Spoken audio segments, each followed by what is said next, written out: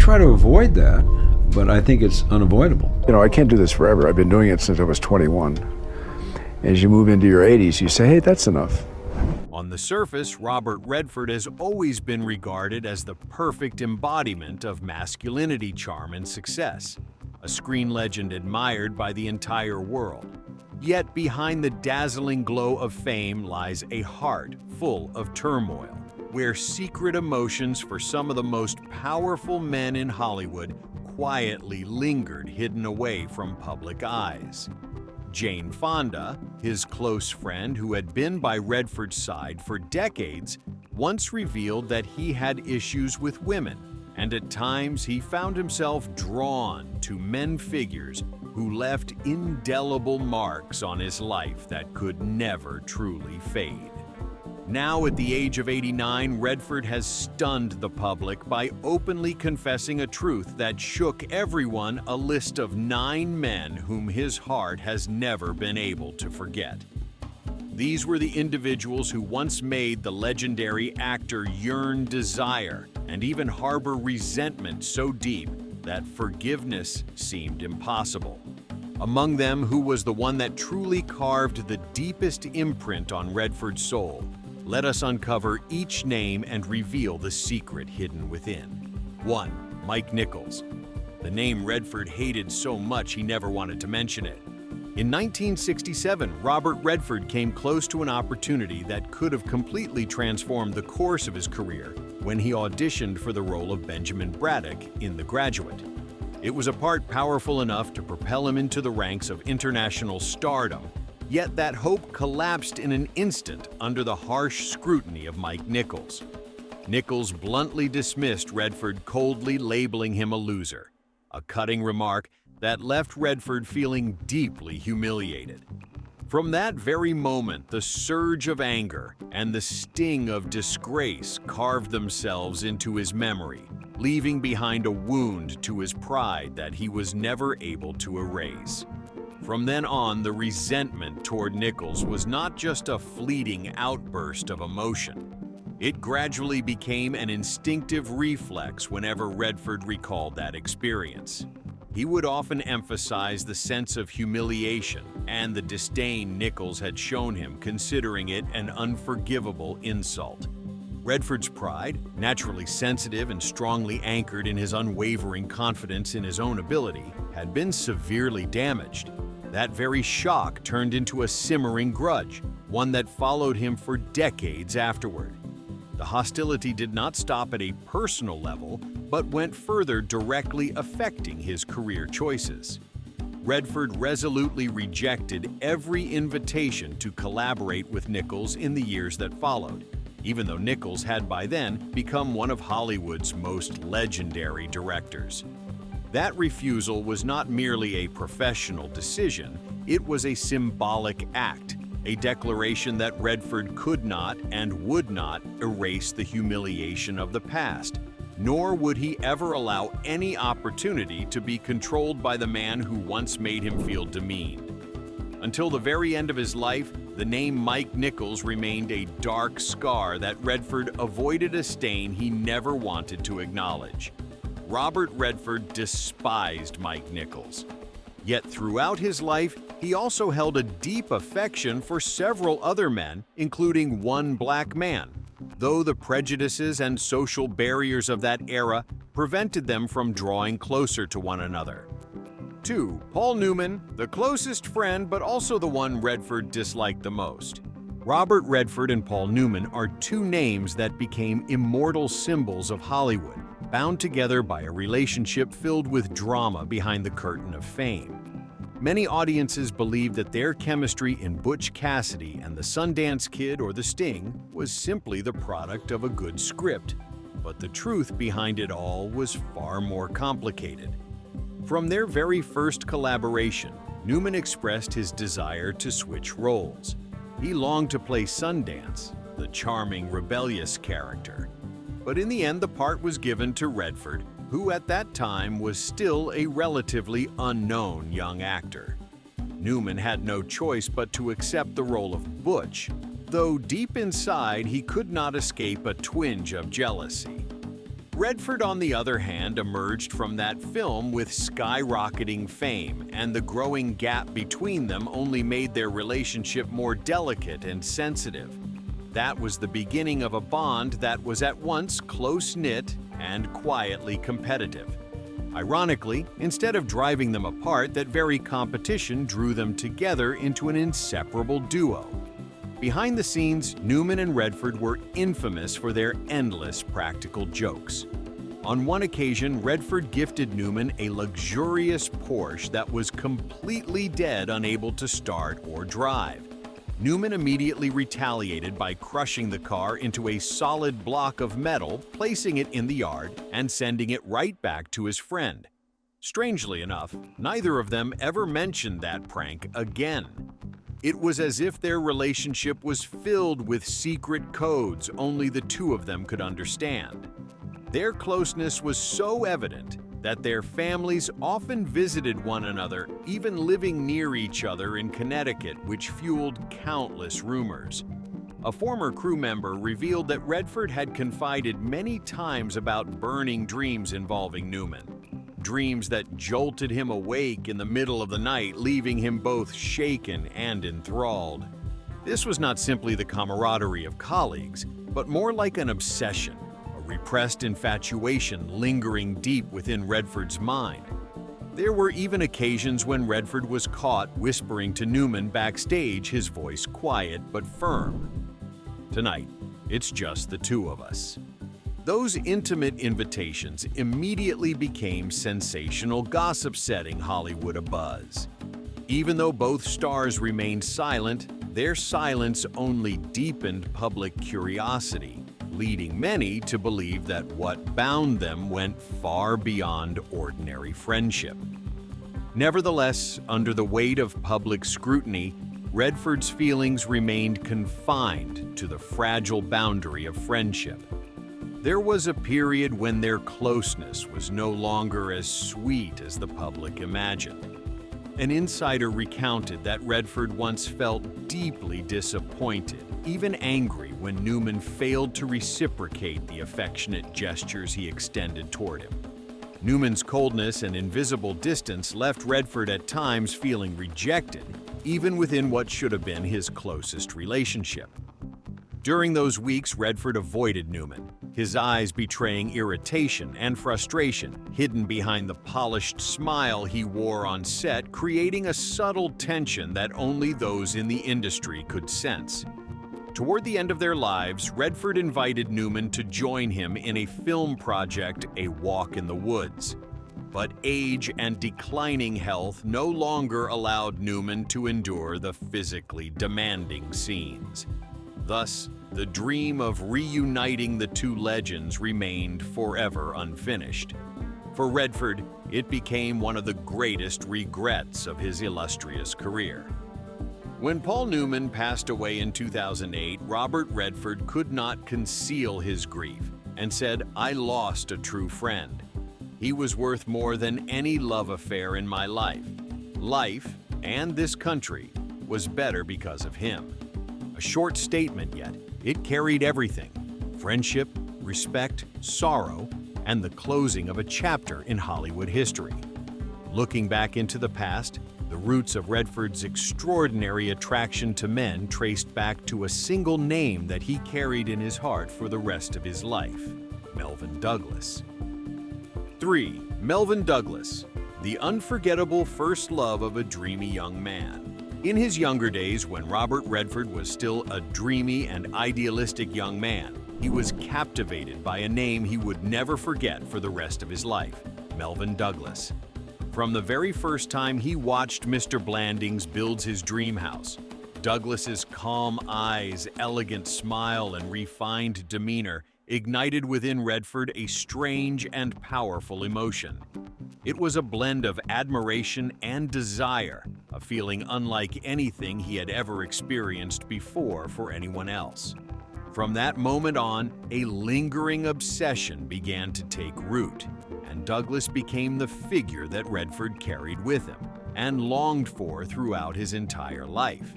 In Redford's imagination, Douglas was not only a gifted actor, but also something akin to the very first lover etched in his heart. Every gesture, every look Douglas gave on screen left Redford entranced. He studied how to convey emotions through the eyes, through a smile, and through the subtle expression of solitude. This influence shaped Redford's own unique acting style. He transformed his portrayals of politicians into lonely men, wandering the halls of Washington like shadows of Douglas himself. In nearly every role that followed, Redford carried with him the shadow of Douglas, the calmness tinged with mystery, the smile concealing loneliness, and the quiet allure beneath the surface. In private moments, Redford would find himself moved when recalling Douglas's image, reminding himself that passion and curiosity were never sins. Instead, they were the very fuel that allowed him to create performances full of vitality and irresistible charm. And then another name also left a deep and undeniable mark on Redford's life: Sidney Pollack. A man who once made him fall deeply in love, yet whose very closeness ultimately drew the two into a spiral of conflict and bitter resentment that neither could easily escape. Poor Sidney Pollack. When jealousy erupted because Redford was seen with another woman, Robert Redford and Sidney Pollack first crossed paths on the set of War Hunt, at a time when Pollack was playing only a supporting role, while Redford had already been recognized as a promising young actor. From that very moment, the two quickly built a close bond, maintaining a strong friendship that lasted for many years. However, everything truly began to grow tense when they worked together on the film Out of Africa. During the shoot, Redford gradually became close to Meryl Streep. The tender glances, the warm smiles, and the private moments of sharing between them all unintentionally stirred a feeling of discomfort in Pollack, as though he were being betrayed. A smoldering jealousy began to take shape, no longer just the ordinary professional rivalry, but rather like a storm of emotions that had been suppressed for far too long. Pollack, who had considered his feelings for Redford as an essential, irreplaceable part of his inner world, suddenly felt that this love was beginning to waver. The atmosphere on set grew increasingly strained. Every gesture, every look Redford gave Streep turned into an invisible weapon that tormented Pollack in an endless battle of emotions. He could no longer conceal his frustration, while Redford, even though he was fully aware of the situation, found himself trapped in a state of conflict, torn between offering comfort, showing empathy, and feeling irritated by being caught in the middle of a suffocating triangle. Redford once openly admitted that he felt squeezed between two close friends, and that very position made him angry. He said candidly, "I felt like I was stuck between two important people, and it was truly unpleasant." And yet, paradoxically, those tense moments only made their friendship more unique than ever before. After the clashes, Pollack and Redford eventually learned to let go and forgive each other. Redford even took the initiative to invite Pollack out to dinner, spending time together to reconcile their bond. What exactly they talked about during those private meetings was known only to the two of them, but that very secrecy only added to the mysterious depth of their relationship.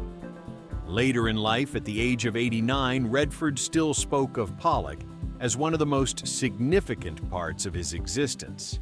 He once confided, "I've had many relationships, but the longest one has been with Sidney Pollack." However, the list of names that left their mark on Redford's life was not limited to those who made his heart tremble. It also included figures who provoked his lifelong resentment and bitterness, among them legendary names such as Gene Hackman. So, what was the real reason behind the conflict between Redford and Hackman? 5. Gene Hackman, a living legend, but also the one who irritated Redford the most. Robert Redford once placed very high expectations on Gene Hackman when the two had the chance to collaborate in Downhill Racer. However, Hackman's working style, intense, forceful, and at times overly aggressive, often left Redford feeling suffocated. Redford longed for a subtle, harmonious chemistry on set, yet Hackman was more like a sledgehammer in a shop full of violins shattering the balance and rhythm that Redford had hoped to achieve. That disappointment quietly grew into the seed of a deep irritation, one that clung to Redford for many years afterward. Every scene shot alongside Hackman became a grueling challenge. With his naturally calm and professional demeanor, Redford found himself unable to reconcile or soften Hackman's overwhelming intensity and near-impulsive ferocity. This sharp difference in working styles made Redford feel constrained, as if forced into a mold that was not his own. And from that frustration arose a silent but enduring dislike. All efforts to find common ground fell apart, and Redford eventually came to the realization that Hackman would never meet the expectations he had set. That resentment did not end on the set. For many years afterward, Redford maintained a strict distance from Hackman, deliberately avoiding every opportunity for collaboration or even casual contact. Any offer to work together again, any chance at a reunion was coldly rejected by Redford, as though to remind himself that the disappointment and discomfort of the past were still alive within him. When Gene Hackman passed away, Redford's attitude became even more apparent. He did not attend the funeral, nor did he send any public words of condolence. To Redford, Hackman remained forever the man who unsettled him, a painful reminder of failure and incompatibility that he had no desire to revisit. This very decision made Hollywood insiders and the public at large see clearly the decades-long animosity that Redford harbored toward Hackman. Even to the end of his life, the name Gene Hackman still made Redford frown, standing as a symbol of disappointments that had never been resolved. Yet, the story of Redford does not end there. For alongside those strained relationships, he also became entangled in several ambiguous, mysterious connections with other male actors in Hollywood. And among them, the most prominent was none other than Dustin Hoffman. 6. Dustin Hoffman, the second most beloved man in Redford's life. In many interviews, Robert Redford openly admitted that Dustin Hoffman was for him the second most beloved man in the world, only after Paul Newman. When they worked together on All the President's Men, the two were not simply colleagues on a film set, but seemed to transform into real journalists, passionately debating the Watergate scandal, dissecting every tiny detail, every line of dialogue. At times, the boundary between the screen and reality nearly disappeared, making their immersion in the roles feel strikingly alive. Yet the relationship between Redford and Hoffman was never simple.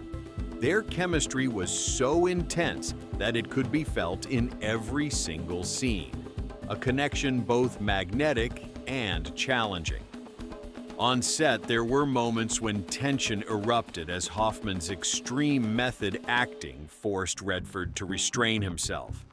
But it was precisely these fiery clashes that created explosive, vibrant moments, like surges of electricity that could not be contained, fueling the special vitality of the film. Beyond the screen, the two also found their own ways to release pressure. Redford once recounted how they would often race cars along Washington Avenue, engines roaring, wind whipping through their hair, both as a reckless thrill and as a way to challenge themselves and shed their stress. What might have seemed like meaningless escapades turned into priceless private moment spaces where they could confide their secrets, share reflections about their profession and their lives, and nurture a kind of masculine friendship that was powerful, magnetic, and deeply alluring. Redford once declared that it was Hoffman's sharpness, his intellect, and their passionate confrontations that opened for him an entirely new way of understanding friendship. a sense of connection that could last a lifetime. And yet, despite Hoffman's special place in his heart, Redford could never etch his image as deeply as the memory of the man he despised most in his entire life, Mike Nichols. 7. Sidney Poitier, the Black Man, separated by the barrier of race. Robert Redford and Sidney Poitier first met on the set of Sneakers, but the impression Poitier left on Redford's mind was far deeper than any role he had ever witnessed. With the sharp eye of a star who had already gone through countless complex professional relationships, Redford immediately recognized in Poitier a rare set of qualities: calm composure, profound intelligence, and a sense of integrity that was nearly unmatched. From that very moment, Redford no longer regarded Poitier as just another colleague, but gradually placed him in a special corner of his heart, a friend whom he would cherish and remember for the rest of his life. On set, their collaboration felt like a flawless symphony. Redford brought his quick wit and alertness, while Poitier radiated serenity, wisdom, and experience. They were more than co-workers, more than friends.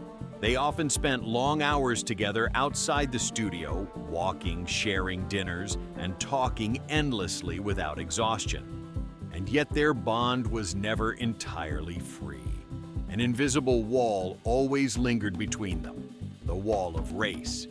Within the Hollywood of that era, a white star like Redford, showing too close and intimate a connection with a black star like Poitier, was still considered sensitive, vulnerable to gossip, misinterpretation, and scrutiny.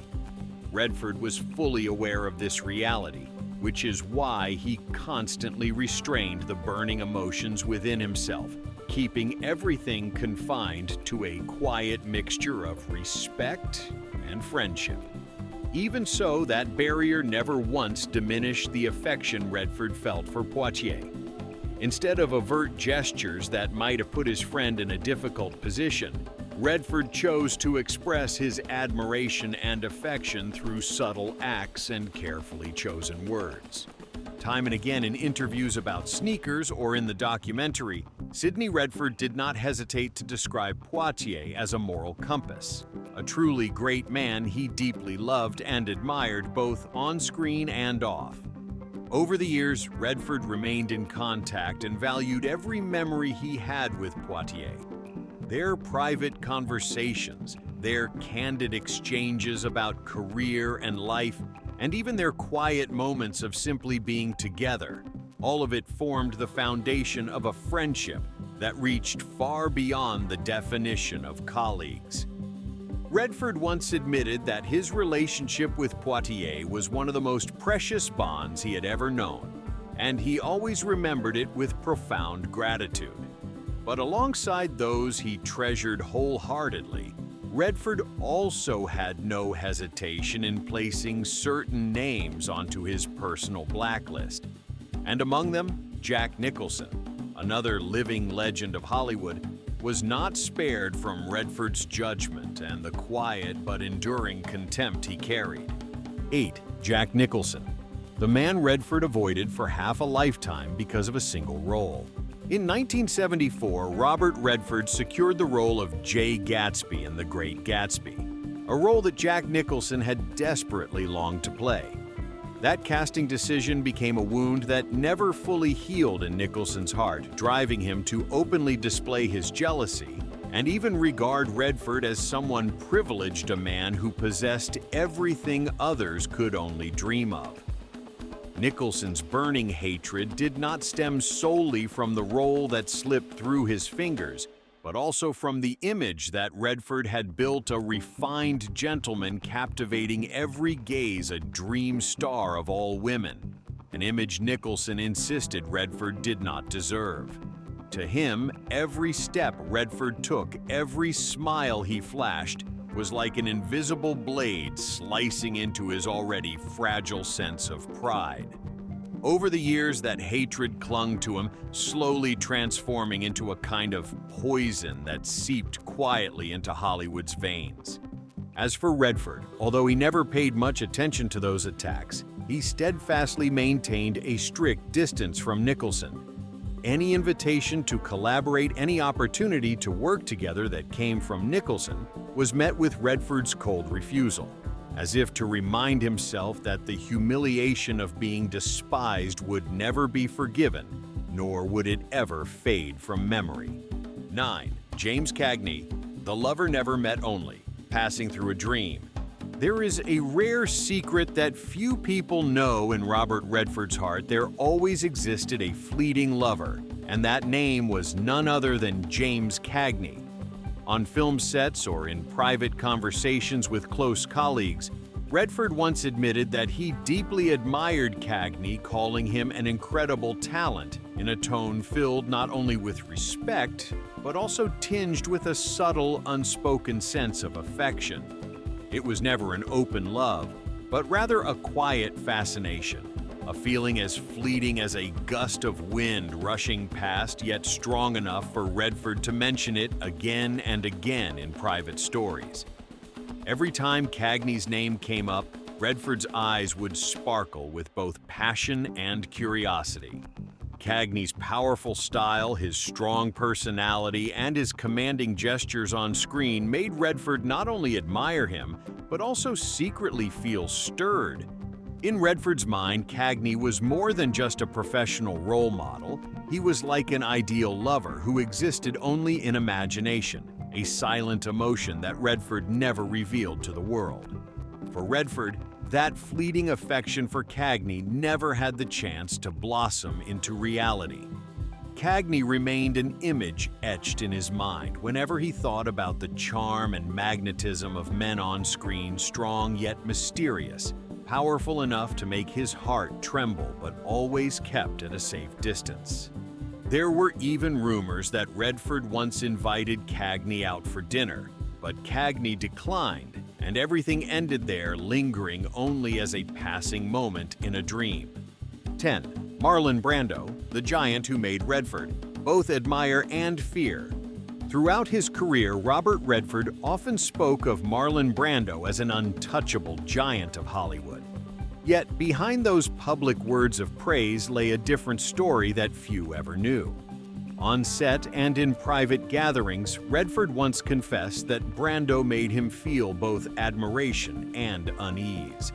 To Redford, Brando was not only an extraordinary talent, but also a man too intense, too unrestrained, so much so that anyone caught in his orbit inevitably felt diminished.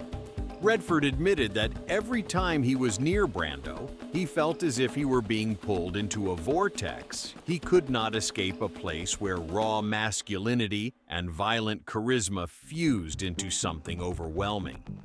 Brando was both the man Redford longed to emulate and the shadow that haunted him. But Redford also understood that if he moved too close, he would risk being eclipsed, swallowed whole by Brando's unrelenting aura. That strange blend of reverence and caution became an indelible mark in Redford's memory, like an unspoken duel that never ended. 11. Warren Beatty, the friend and rival in Hollywood's silent war. Warren Beatty and Robert Redford were once seen as two dazzling faces embodying the very essence of American masculinity in the 1970s. But behind that glamorous image was a complicated relationship, one laced with friendship, rivalry, and envy, mixed into a cocktail that was difficult to swallow. Redford privately admitted to close friends that he was drawn to Beatty's boldness, yet at the same time irritated by the way Beatty always carried himself like the ruling figure at Hollywood's elite gatherings. Between them were endless nights of drinking, long conversations about cinema, politics, and women. But intertwined with those moments were challenging glances, unspoken rivalries, and subtle contests, as if each was silently testing the other to see who truly reigned as Hollywood's king. Redford never openly confessed to jealousy, but to many observers, the look in his eyes whenever Beatty entered the room revealed more than words ever could. For Redford, Warren Beatty was not just a colleague, Not just a drinking companion, but also a rival who both excited and haunted him. A name that could never be erased from the list of men who left a lasting imprint on his life. At the age of 89, Robert Redford has never forgotten the people who left a profound mark on his life. 9 men, from Paul Newman, Sidney Poitier, and Dustin Hoffman to James Cagney, are not only memories, but also emotions and silent stirrings that Redford has cherished throughout his entire lifetime. They represent both complex relationships and lifelong grudges individuals he resented for years, yet who ultimately helped shape Redford's growth both in his career and in his emotional journey. What do you think about these figures? Share your thoughts in the comments below.